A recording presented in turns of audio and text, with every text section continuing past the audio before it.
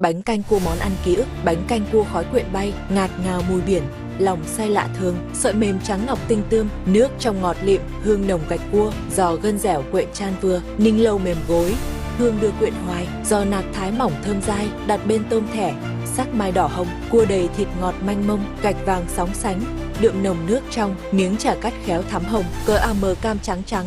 mặn nồng hồn quê, đê u ũ non béo đậm đà, ngấm trong nước ngọt, chan hòa tình thương, dĩa rau rửa sạch ngát hương, ngò thơm hẹ nhỏ, khiêm nhường ớt cay, bên kia quẩy nóng hăng say, giòn tan từng miếng, ngất ngây tuyệt vời, nước chấm pha đủ vị mới, tỏi chanh ớt đỏ, dạng ngời chén con, chan vào tô lớn thơm ngon, tôm cua giò chả sắc son hội về, người ăn một bát đê mê, nhớ hoài vị ngọt, tái tê cõi lòng, hương đồng quyện gió mênh mông, tô bánh canh ấy như dòng nhớ thương, khách xa ghé lại bên đường, ngồi nghe ký ức vấn vương khó nhầm, đủ đầy dẻo béo thanh,